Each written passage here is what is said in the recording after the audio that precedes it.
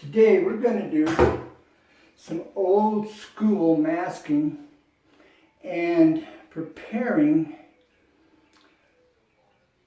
I need to paint this area, but I've got a rubber joint, all right? It's a seal on this window.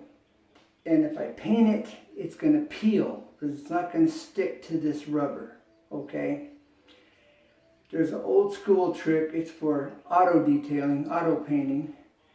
But this will work anytime you've got something you need to paint and you need to cover it, and there's just real no way to cover it. So I will show you what I'm going to do, and I will tell you about another method and technique all at the same time. Alright, and I'm Ken with Easy 2 Tips and Tricks, where you see everything up close and personal. So win. Tell a friend about my channel. And if you like this channel, give me a thumbs up. Appreciate it. It means a lot. Right, let's do this. Alright, now what I've done is I've already masked off. Okay, now let me show you what I'm talking about. Alright, now close and personal. Alright, into this groove. Alright, you see the black? This is a little grooved out area. It's a seal between the windows, alright? There's a slider on the bottom. And here's the window on the top. Now, I'm going to paint this frame. And I'll be painting across here, across the whole face. Alright. I'll be painting, but I've got this rubber seal all the way across. So let me show you what I'm going to do. Alright, I'm going to use, you could probably get away with using a paintbrush maybe, but I'm going to use these Q-tips, alright? And so I'm just going to put a little bit here on this Q-tip. Alright, and all you want to do is just completely cover your rubber or plastic or whatever it is you're not wanting to get your paint on when you spray it. And then you can just liberally, freely paint. Alright, so this is all there is to it. Alright, I'm going to come in here and I'm going to paint this. I'm going to put this on. Alright. So that when I go to paint, I can spray paint right into this area, and I will be perfectly fine. Now what you do is, when I'm done painting, after the paint has completely dried, you then wipe off the silicone. Now you can use alcohol, or just maybe a damp rag. All right, now this is an old school car painting trick of the trade. All right, unless this was handed down, you don't know anything about doing this. Again, you got to think outside the box. Okay, I've used car supply paint and primers and conditioners on painting my switch plates in this house to give them that custom color. All right, I've got one over here. I have one over here by my sink that I've used, that I painted, and it's a silver, chrome silver light switch that I put this auto body bond to, and which allowed me to paint this plastic switch plate. Alright, and so this is all I'm doing. I'm just coating this rubber, but I had to mask off in to get right to the edge of your metal or whatever it is that you're going to be painting, so it's protected from the Vaseline. You can also use that rubberized, I forget what it's called at the moment. but it's a rubber glue-like. They use it in crafts. And you can put that on it, and then it'll just roll right off. That's another way to do this without using Vaseline. And at the moment, I forget what that's called. It's a rubber cement. Rubber cement's what I'm talking about. And there's some of you going, oh yeah, rubber cement. Exactly, that makes sense. And so I'm just going to continue to move on down this. Now, in my video last, where I was doing an update on one of my first videos on the shower pan, I mentioned I'm showing that my 2x4 got the line scribed or marked, and I mentioned, I had a brain fart. I mentioned that that's the top of my that's the top of my thin set. No. That's the line on my shower pan in that video. Was one of my very first ones. I was showing how to mix up the mud for the shower pan. That's for the top of your 2x4. All right. Your thin set or deck mud, not thin set, but your deck mud is only going to be up maybe 3/4 of an inch max because of your drain. All right. It's the drain. And so you got to factor in the thickness of your tile and the amount of thin set you're going to use when you are going to anchor your tile, all right? And so you figure a minimum of like 3/8 of an inch for your thin set, and then the thickness of your tile. Tile will vary depending on the maker and the type, all right? So you always want to measure your tile. So I'm just trying to clear this up.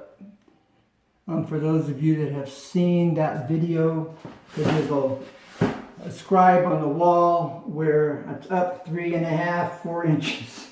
And I say, oh, that's the top of my thin set or my deck mud. No, I wasn't thinking when I made that statement. And that was very bad form. I should have never made that statement here. But unfortunately, I did. And I just wanted to clear that up. Because those of you that know, you're going to go, Ken, you don't know what you're talking about. You are lost as a goose in a snowstorm. You don't know what, you are out of it, dude. So, just to clear that up, okay, I should have never said that at all. Okay, so you got your deck mud, and you want your deck mud down about, at least inch, 1.25 inches, but you have to determine that by the thickness of your tile and your thin set that you're going to be using to determine how much, where you're going to stop your deck mud, okay? And the height of your drain. Now my drains were solid cast iron. I didn't have the luxury of a adjustable drain like I see everybody here using on YouTube. I had the old school non-adjustable drain, and that was quite challenging. I would have liked to have had an adjustable drain, and that was the first drain I'd ever used, first time I'd ever done a shower pan. So talk about a challenge on top of a challenge. Like I say, never give up, because there's always a way, always, and I'm demonstrating that here on my channel. Got to think outside the box, you know. The more you do it, the easier it gets. And I know there's lots of you going, yep, that's right, Ken. I know you know, but you know, some people need to hear it, so I say it. For those that need to hear it, for those learning, If you already know, then, you know, it doesn't apply. But you don't know who's listening. You know, there's people that just haven't ever really been taught, haven't really learned. Maybe haven't had a dad at home to teach them or show them. All kinds of issues and reasons for why somebody doesn't know. So you can't take it for granted that everybody knows, you know. I did a video on how to screw in a light bulb. There are some people that really need to have a better understanding of how to do that. And it's no fault of their own, just something they've never learned, never was taught. And so, you know, practical videos are good. Alright, so it looks like I'm done here. Just about done anyway. I want to make sure I don't leave any room for error. If I have any gaps, any little spots where there's no Vaseline, that's where the paint's going to stick and then peel later, and that's what I'm out to avoid. And that's why I was using that Q-tip to get the areas my finger just might miss. Alright, or use a paintbrush. You know, we're talking about detailing here. Detail, big time. And all these little things make a big difference in the final product. You make a little mistake, and you make another little mistake, and you make another little mistake. By the time you're done with your project, it's an ugly mess. So by correcting it as you go, your end product looks very nice. And if there is a mistake here or there, it doesn't stand out like a sore thumb, hopefully, in general. But you want to fix all the mistakes you can fix and eliminate all the possibilities of creating mistakes as you go. So I have said in the past to take the time to do it right, because you can't go wrong. And that is just so true. You know, taking the time to do it right, you can't go wrong. I can't emphasize that enough for those guys that don't think it matters. It will improve what you do in all areas if you just start learning to develop that mindset. It's a way of thinking.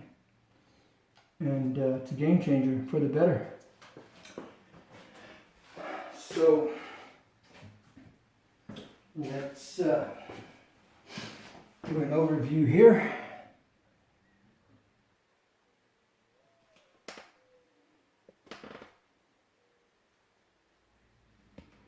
See any dry spots? We're looking for dry spots.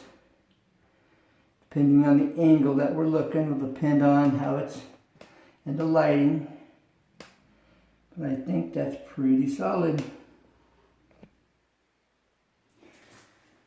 Okay, I'm going to call this an easy way how to protect what you don't want to get your paint on.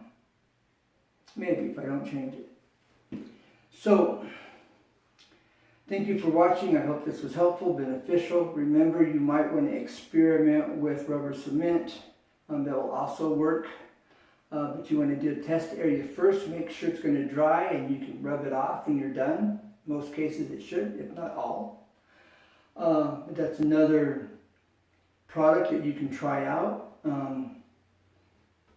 This petroleum jelly, this Vaseline, it works really well. I've used this in the past. And it's an old school car trick. A lot of this car paints you can paint.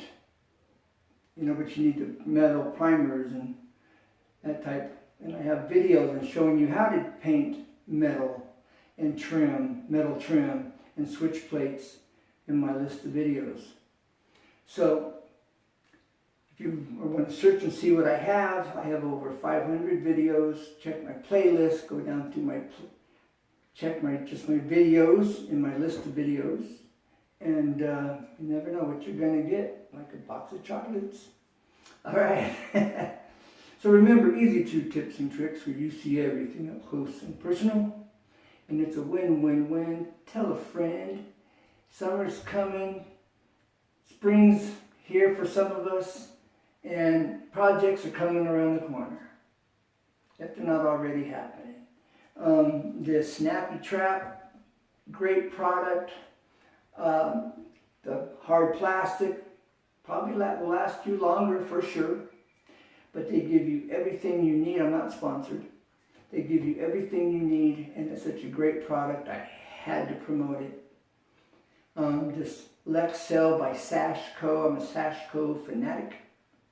And Sashco makes some really great products. I'll be doing a commercial on a product they have. And again, I'm not sponsored, but they are a great company with some cutting edge construction products. So, bye for now. Take care. Never give up, because there's always a way. Always. God bless, and bye for now.